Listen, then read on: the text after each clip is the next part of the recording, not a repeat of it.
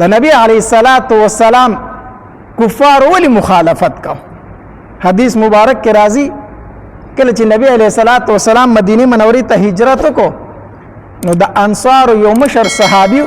هغه بیمار شوی و. نبی علیه الصلاۃ والسلام داغه پوښتنې لورته چې داغه تپوسو کی خو په کم ساروی باندې په کم سورلۍ باندې چې ناستو په هغې باندې روانو نو داسې په لاره کې څه کسان ناستو ګډ وډ ناستو مسلمانان پکې مو یهودیان پکې مو مشرکان مو خبرې اترې کولې ناستو. نبی علیه السلام چې په لاره باندې تېرېدو نو د ساروي د خپو دوړې کولې دوړې نو دا دوړې په دې عبدالله ابن ابی ابن سلول رئیس المنافقین چې ورته ویلی شوی خو په دغه ټایم کې لا منافق هم نو کافر و ظاهري کلمې هم لا نه وویلې په ده باندې ورلې دا دوړې چې په ده باندې ورلې نو د نبي علیه صلات وسلام ته داسې په سپکه لهجه باندې اواز وکړو ډېر سپک اواز یې ورته وکړو مړی د څاروي دا دوړې دې په موږ راوستې مونږ دې څښا کړو د دوړو باندې. نبي علیه صلات وسلام ډېر سپکاوی وکړو. د نبي علیه السلام اخلاق مبارک دا و چې د خپل څاروي نه راکوز شو خواله یې ورغی نو دعوت یې ورته شروع کړو د اسلام دعوت یې ورته ورکول شروع کړو. دا عبدالله ابن ابی ابن سلول ورته څه وایي وایي دا خبرې مونږ ته مه کوه که دا خبرې دې ټیک وي او صحیح وي که نه بیا هم په خپل کور کې کوه مونږ پې بار مه تنګوه د نبي علیه السلام ډېره بېعزتي وکړه. نو هلته کې مسلمان صحابه کرام پکې هم ناستو نو هغې ورته وایي مونږ ته به یې کوي ته پاسه چې نه یې وړې. بهرحال د هغوی په خپل منځ کې جګړه شوه چې جګړه کېده نو نبي علیه السلام هغه جګړه خلاصه کړه. هغه یې څه کړله خلاصه کړه. نبی علیه صلات وسلام ته لاړه هغې صحابي له د چا پوښتنې دي چې ورته مشر صحابي هغه سره چې کېناست نبی علیه السلام هغې انصاري صحابي ته ګیله وکړه وی ګوره عبدالله ابن ابی ابن سلول زما ډېره بېعزتي وکړه ډېرې سپکې خبرې راته په دې لاره باندې وکړې. د هغه مشر صحابي ورته څه وایي د الله پاکه پیغمبره خفه کېږه ما دا ستا سره حسد کوي ځکه ته چې مدینې منورې ته نه راغلی مونږ انصارو د مدینې خلکو دا فیصله کړې وه چې زمونږ مشر به عبدالله ابن ابی ابن سلول وي مونږ دته د مشرۍ پټکې په سر باندې کېښودو مونږ دې خپل بادشاه کوو خو په دې دوران کې ته رالې نو دی په ځای پاتې شو خلک په تا پسې شو نو چې دی پاتې شو دی حسد واغستو دی هغې بغض حسد اغستی دی د الله پاک پیغمبره د دې په خبرو مه خفه کېږي دا د حسد د وجې نه لګیا دی. بیا دی عبدالله ابن ابی ابن سلول کلمه هم وویله خو د زړه نه یې نه وویلې په خولې باندې وویله ښه د نبي علیه صلات وسلام سره به یې مونځ هم کوو زکات به یې هم ورکوو او جهاد لبم د نبي علیه صلات وسلام سره تو خو مسلمان نه و ښه جهاد لبم تو خو موکه به یې سي کوله چې کله به د نبي علیه السلام خلاف خبره شروع کېږي چې زه پکې خپله حصه والمه موکه به یې منافق سړي علامت دا دی چې دی به ګرځي چیرې څوک به په دې پلان کې پسې خبرې شروع کړي چې زه به هم د خپل زړه تش کړمه زه به هم د خپل بلاس وباسم د زړه دا د منافق سړي علامت دی.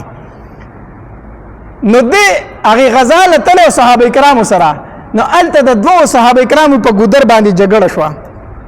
یو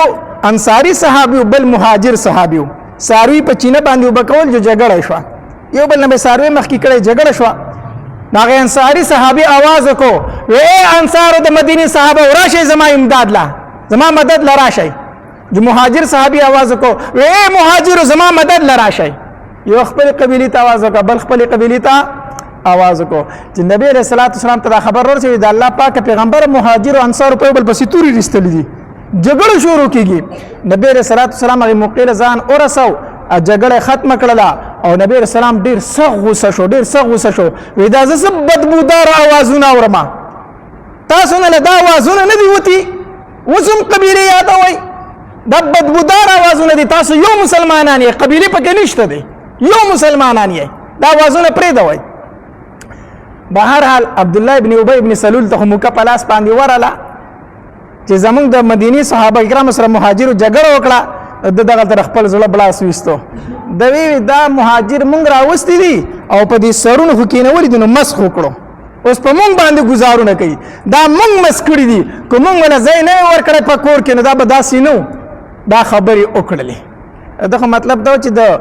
انصارو سره جګړه وشو اوس په انصار ټول زما مرګتیا وکړي که نه.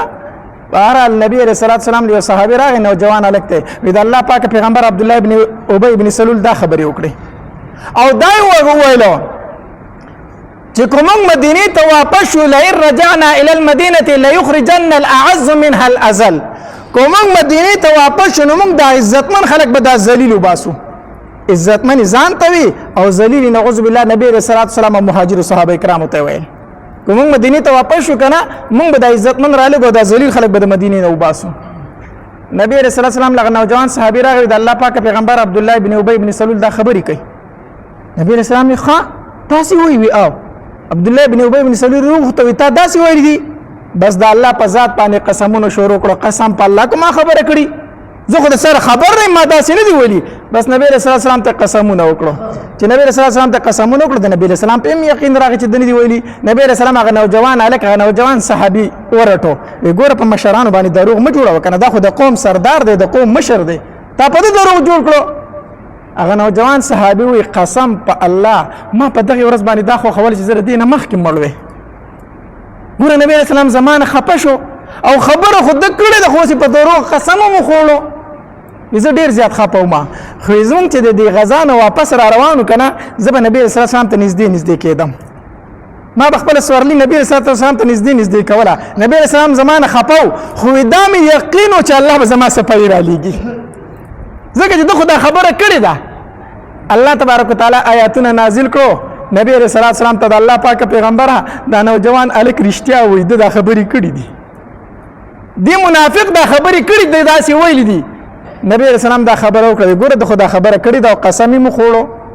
قسم مو خوړو صحابه کرام کې دا خبره خوره شو چې نبی رسول الله سلام چې د عبد الله ابن ابي ابن سلول وجنه نبی رسول الله نو ویل خدا خبره خوره شو ته د زوی او دغه نوم عبد الله او د پلار نوم عبد الله او د زوی نوم عبد الله د عبد الله په خپل رښتینی مسلمانو ډیراغه نبی رسول الله والسلام له دا الله پاک پیغمبره ته حکم کړی صحابه کرامو ته چې زما پلار مړکای نبی رسول الله سلام ورته فرمایل ما خو چاته داندې ویل چې عبد الله وجنه ما چاته نه دی ویلي دا سينو هم د الله پاک پیغمبره کو تا داغه د قتل حکم کړی نو په بل چای مو وجنه ځکه زما پلار دی نو کېدای شي په ما کې لږ غیرت راشي زه بیا د هغه بدل علم یا په خپه شمه کو زما د پلار د مرګ حکم د کړه بل چاته مو وایا تور راوي قسم په الله زما په واره کې چې وسی سر دل راوړم چې قتل وري نه زبې وجنم زما پلار د خسر به زوما نبی صلی الله علیه وسلم ورته فرمایله ما دغه د قتل حکم نه دی کړی وی ټیک تا دا غي باوجود چې مدینه منورې ته رانږدې شو کنه د عبد الله د زوی د صحیح مسلمان دی د خپل وخ نه ورو دانګل اولاد د پلار د وخ د مواري ونی وکینو وخ کینو پلار ته وی پلار قسم په الله کو په مدینه کې را نخ پکې دي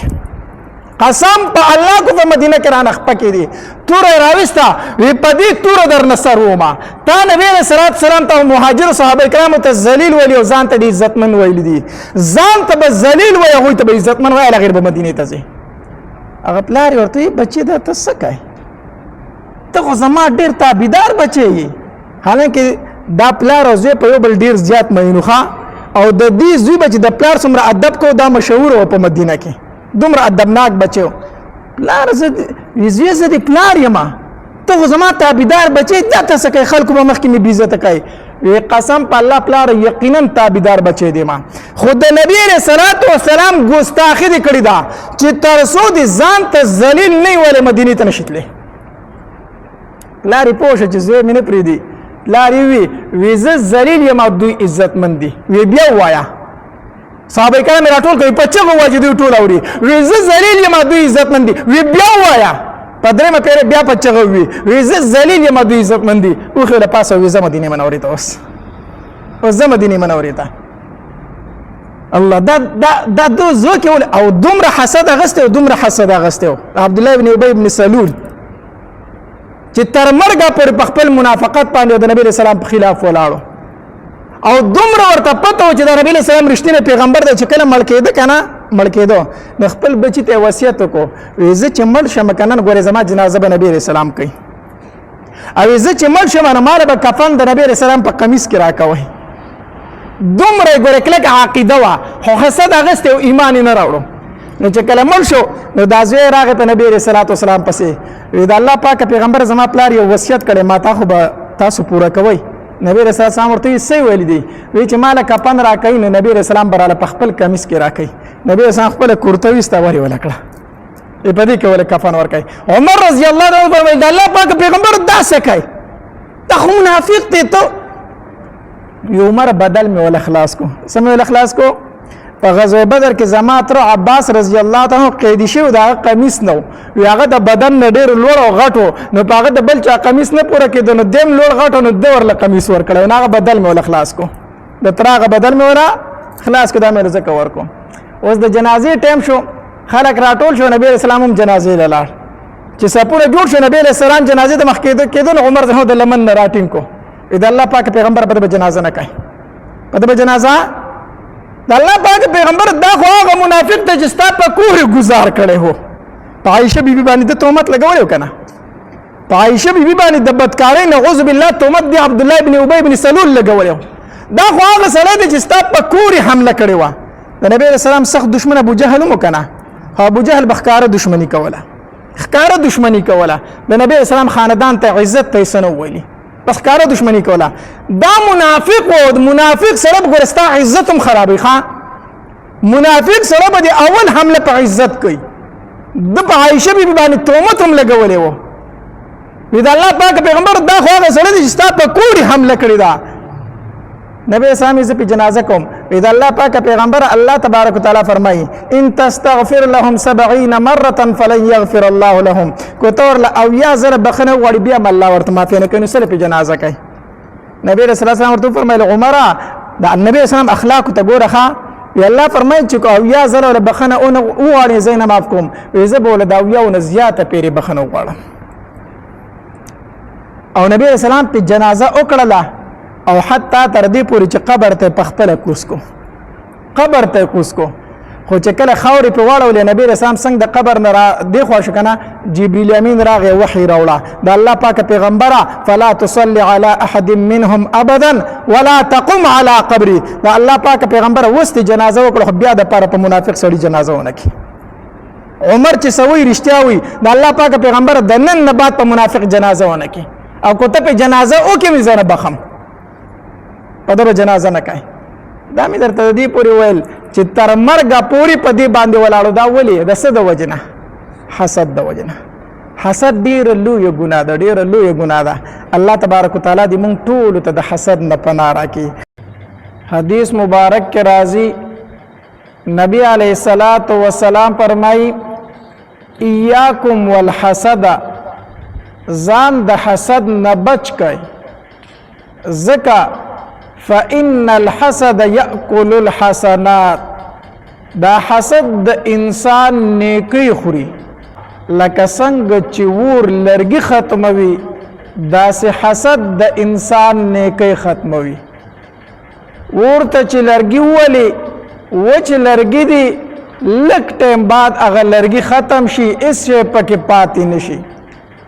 دک شانتی دا حسد د انسان نیکی ختمي یو انسان دی منز هم کوي روجي هم نیسی زکاتونه هم ور کوي حجونه هم کوي عمرې هم کوي خو په زړه کې د بل مسلمان سره حسد دی نو نبی علیہ الصلوۃ والسلام فرمایي دا حسد د دنه کوي داسې ختموي لکه څنګه چې ور د لرګي ختموي حسد دې څه شي حسد دې ته وي یو انسان له الله تبارک وتعالى مال ورکړي دي جیداد ورکړي دي علم ورکړي دي گاډي او بنگلې ورکړي دي ته وای الله دا دی ولولي ورکړي دي دا د دې انسان سره ولي دي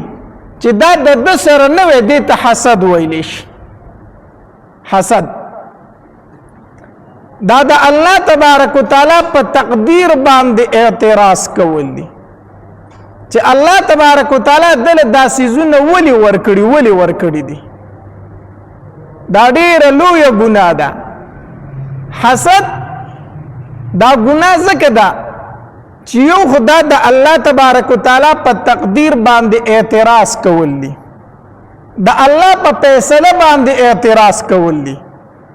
الله یو انسان له عزت ورکړي دي مال او دولت ورکړي دي شهرت ورکړي دي علم او پیسې ورکړي دا بل سړی وي الله دا دی ولي ورکړي دي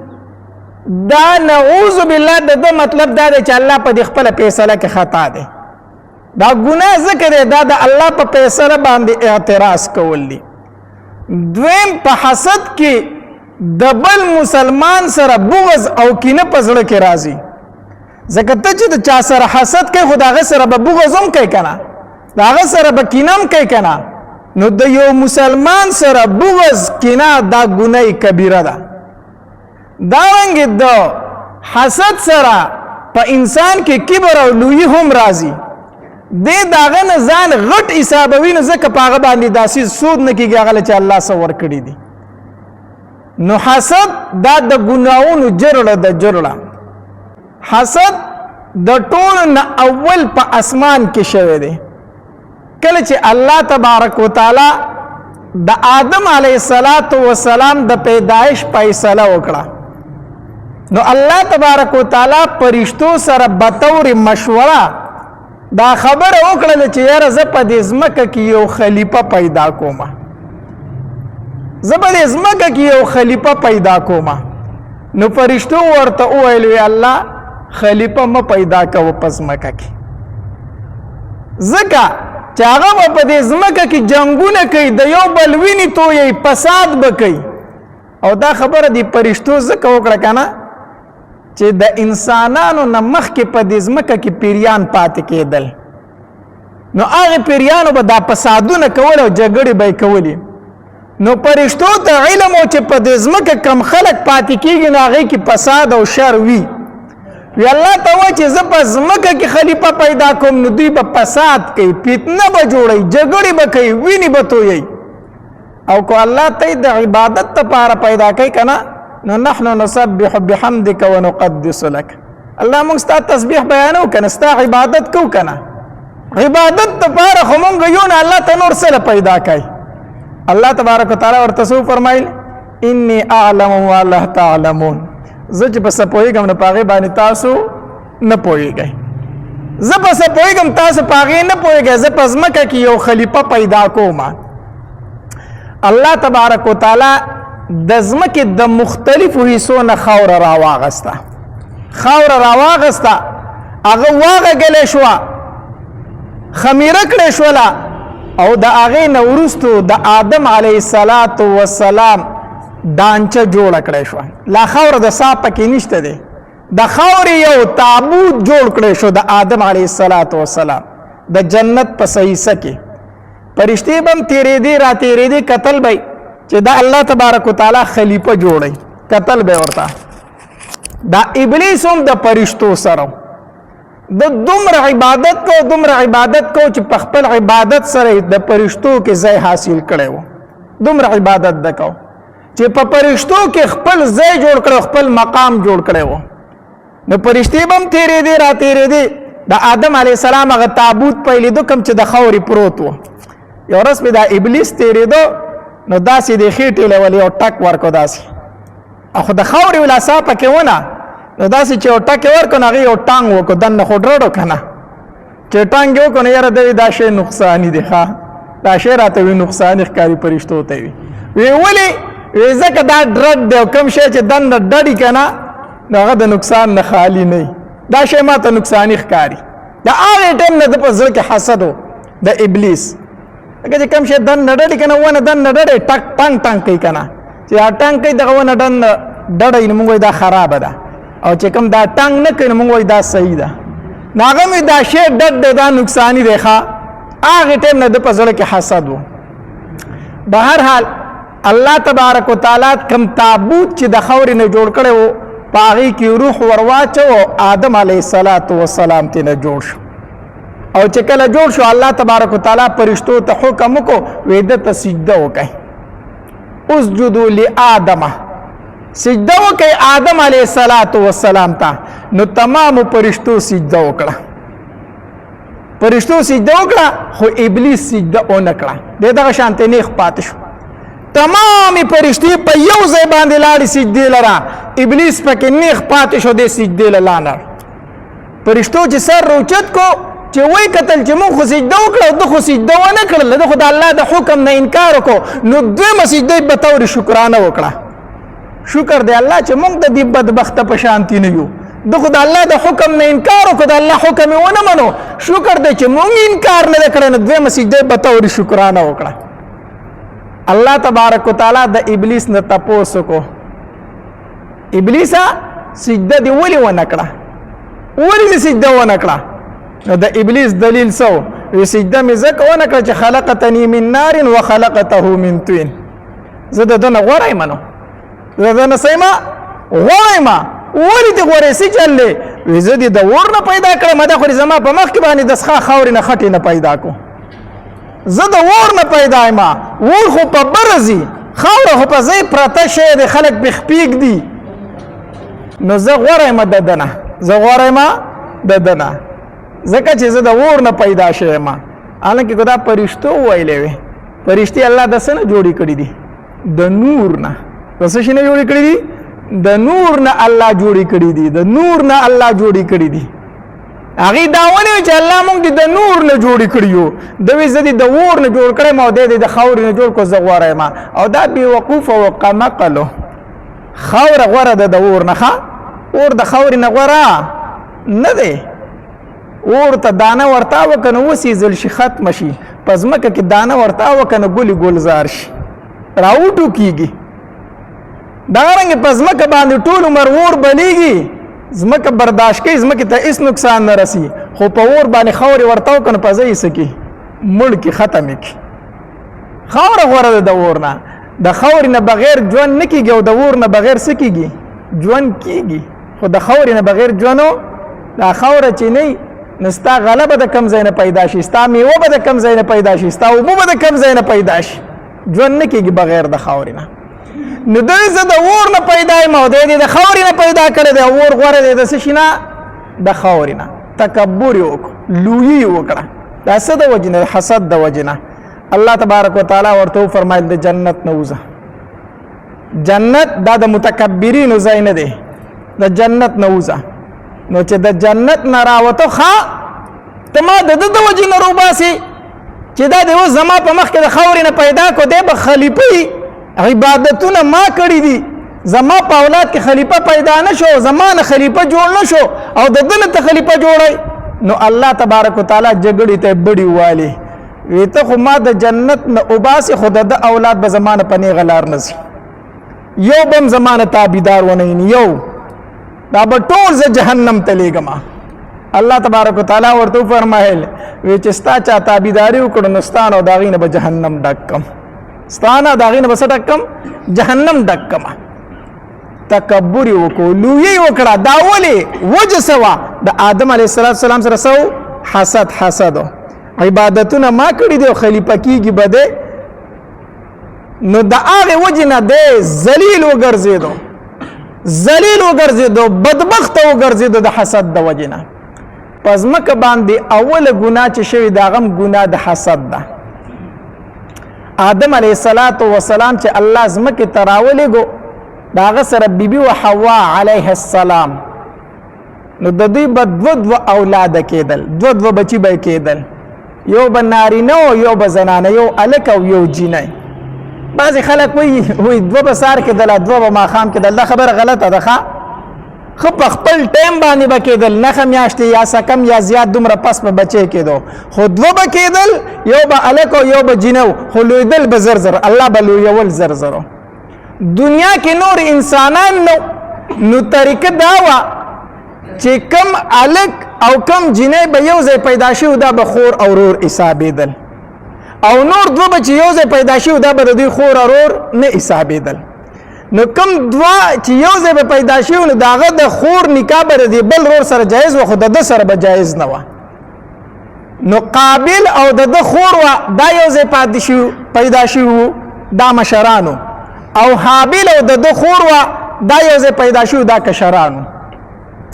اوس طریقه دا وه چې د قابل کومه خور وه دا به حابل ته ورکولی کېږي او د حابل چې کومه خور ده دا به چا ته ورکېږي قابل ته ورکولی کېږي طریقه دا وه خو د قدرت فیصله دا وه چې د قابل سره کومه خور وه هغه ښایسته وه او د حابل سره چې کومه خور وه هغه داسې ښکلې نه وه آدم علیه السلام ورته وویل قابل ستا دا خور به حابل ته ورکو او د حابل له خور به تعالی درکو ځکه دغه طریقه ده او دغه شریعت دی. قابل ورته وی نه زه خپله خور دله نه ورکومه،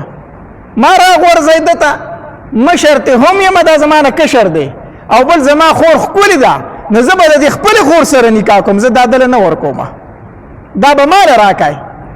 آدم علیه السلام ورته وفرمایل ګوره دا زمونږ په شریعت کې نشته دی، ستا د دې سره نکاح نه کېږي، ستا خور به هغه ته په نکاح کېږي او د هغه خور به تا ته په نکاح کېږي. په هر حال قابل خبره نه منله. بیا ورته آدم علیه السلام وفرمایل وی زه یو کار وکئ، داسې وکئ چې دواړه قربانۍ وکئ، قربانۍ او د اسمان نه چې ور راغی او د چا قرباني وړه دی به په حق باندې، زما خبره خو نه اورئ، خو داسې وکئ.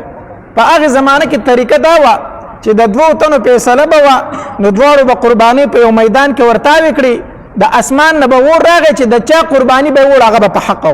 او د چا هغه چې به پاتې شو هغه به په ناحقه باندې و. دواړه قرباني وکوي، ټیک ده. د قابل به زمینداره کوله، د زمیندارو داسې غنم یا وربشې بیکاره غونته یې راواغستې راوړې په یو میدان کې واچولې، ځکه دغه خو سوچ دا وکړو قبوله شو، ښه په ښه کړو قبوله نه شو، زه خو هسې نه منم، نو بیکاره غونته شی راوړو په میدان کې ورته وکړو. د حابل به ګډې او بیزې ساتلې، نو ده په خپلو ګډو کې یو ښایسته ګډ وکتو، ښایسته ګډو او هغه راوړو په میدان کې ودرو. بعضې علماو لیکلي دي وی ابراهیم علیه السلام قربانۍ له چې الله کم ګډ را لېږلی او که نه د اسمان نه د هغه ګډو کم چې حابل پیش کړی د قربانۍ دپاره، وی د هغه ګډو حابل ښایسته ګډ راوړو میدان کې ودرو. آدم علیه السلام بچي ولاړ دي، د اسمان نه ور راغی، د حابل هغه ګډې وړو، د قابل هغه غنم یا وربشې پاتې شي. د دغې ځای نه نور حسد واغستو، ښه دا خو زه ښه بې عزته شومه، دا خو زما ښه بې عزتي وشوله. بس په زړه کې دا فیصله وکړله چې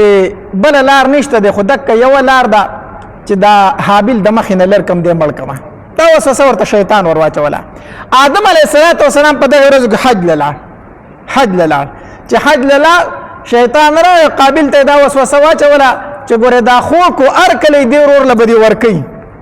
کو هر کله ستا دا خور به دلته واده کېږي او د دې نه ته خلاصېږي، خو طریقه یې دا چې د حابل مړ کړو چې دا خور به درته پاتې شي. شیطان ورته دا وسوسه واچوله، دی راولګېدو، حابل یې قتل کړو، خپل ورور یې ووجه. چې خپل ورور یې ووجه، آدم علیه اوس دا خو په مخ د ځمکې لومبی قتل و، لومبی مرګ و چې هغه یې ووجه. اوس ورله چل نه ورته چې د دې ورور سره اوس وکم سو، د ده سره څه چل وکړم، ځکه د ښخېدو چل خو بیا نه ورته مخکې د دې نه مرګ نه و شوی، نو مخکې مرګ نه و شوی. الله تبارک وتعالی دوه کارغان راولېږلو، بعضې وایي چې دا کارغان نه و فرشتې وي خو په شکل د کارغانو کې وو، بعضې وایي چې نه صحیح کارغان و. به هر حال دوه کارغان رالو، جګړه وکړه، دا یو کارغه راولګېده، دا بل یې مړ کړو. چې دا بل یې مړ کړو، دا کارغه راولګېده، زر زر یې په خپو باندې ځای وکنستو او دا خپل ملګری ورته ټېل و او بیا پې په پنجو خاورې ور واړولې. او ده خو پوه شو چې دا خو ما ته چل وخو، ده په دغه ټایم کې افسوس وکړو، هی افسوس زه خو د کارغه نه لاندې شومه. ګوره شیطان چې در باندې کار وکړي بیا دې پرېږدي که نه، بیا خو ته پوره طریقه نه ښیي که نه، دی خو در باندې کار وکړي او بیا دې پرېږدي، بیا دې ذلیل کوي. نو ورور یې پرې مړ کړو، خو دا طریقه ورته ونه ښولې چې اوس ښخې څنګه کا. نو چې کارغانو ته یې وکتل نو دی پوه شو دا خو زه د کارغه نه هم کمزوری شومه، زه یې وکنستو، خپل ورور یې پکې څه کړو دپن کوي، زه د نه خلاص شومه. آدم علیه السلام د حج نه را روان دی، نو چې خپلې علاقې ته راورسېدو نو څه ګوري چې څومره د میوو بوټي دي، په یو بوټي کې میوه نشته، په یو بوټي کې میوه نشته دی، او چې په کومو بوټو کې میوه پاتې شوې ده چې هغې ته لاس کې خولې ته یې کښېنو هغه تروه ده، د خوراک نه ده. آدم علیه السلام حیران شو چې دا ټول حالات خو بدل دي، داسې چل دی، داسې چل شوی دی، دا خو په دې ځمکه کې لوی انقلاب راغلی دی، په لکاو په کروړاو بوټي دي د میوه، هغې کې میوه نشته دی،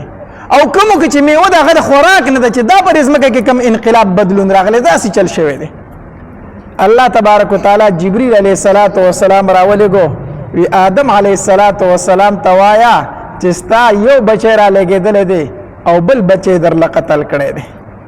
قابل را لګېدلی دی، حابل یې وجلی دی، په ځمکه باندې یو ګناه شوی دی، الله د هغې د وجې نه د میوو نه د بوټو نه میوې ختمې کړي دي. الله دومره خپه شوی دی الله دومره ناراضه شوی دی ځکه په ځمکه دا انقلاب راوستی دی استاد وی ګناه کړی دی حدیث مبارک کې راځي نبی علیہ الصلوۃ والسلام فرمایي په مخ د ځمکه تر قیامت پورې چې څومره په ناحق باندې قتلونه کیږي په دې کې د قابل حصہ ده په دې کې د قابل تر قیامت پورې چې څومره په ناحق قتلونه دي په دې ټولو ګناہوں کې حصہ ده چا ده د قابل ده ځکه په مخ د ځمکه اول ګناه دا قابل کړی دی چې خپل ورور په ناحق وجلې دی دا قابل ولی دومره ذلیل شو ولی دومره بدبخت شو ولی تر قیامت پورې په هر قتل کې داغه اسره دا ولی حسد کړو صحیح کړو حسد کړو حسد دا حسد دومره لوی ګناه ده یو خبره زما ځان سره یاد اوساتئ چا چې هم حسد کړي دی الله تبارک وتعالى دا حسدګر انسان دا حاسد انسان ذلیل کړي دی او د چا سره چې حسد شوی دی الله هغه ذلولې دی نو ابلیس حسد کړو د آدم علیه السلام سره الله ابلیس تر قیامت پورې لعنت کو آدم علیه السلام الله پیغمبر جوړ کو د ځمکې خلیفہ جوړ کو قابل حسد کړو د حابل سره قابل الله تر قیامت پورې ذلیل کو تر قیامت پورې بدبخت کو کم په ناحق ګناه چې کیږي پای کې د قابل اسدا حابل الله اوزلو داغه قرباني الله قبول کړو هغه قرباني الله ابراهيم عليه السلام لرو لګره په قرباني وکړه الله حابل اوزلو حسدګر انسان په ټول عمر ذلیل کیږي او د چا سره چې حسد شوی دی الله هغه ذلولې دی حاسد تبا شوی دی ذلیل شوی رسوا شوی دی نو په مخ د ځمکه چې مړومبه ګناه شوی هغه څه شوی دی حسد شوی دی حسد داسې بیانات او واقعات اوریدلو لپاره ماجد اسلامیک سټوډیو 11 چینل سبسکرایب کړئ घंटे वाला निशान کلیک کړئ چې همیشه د مولانا هاشمی صاحب په आवाज باندې داسې ویډیوګانې داسې بیانات او واقعات تاسو مهله راځي کمنټس کې سبحان الله ماشاءالله الحمدلله ولیکئ او خپل ملګرو سره یې د ثواب په نیت باندې شیر هم کړئ والسلام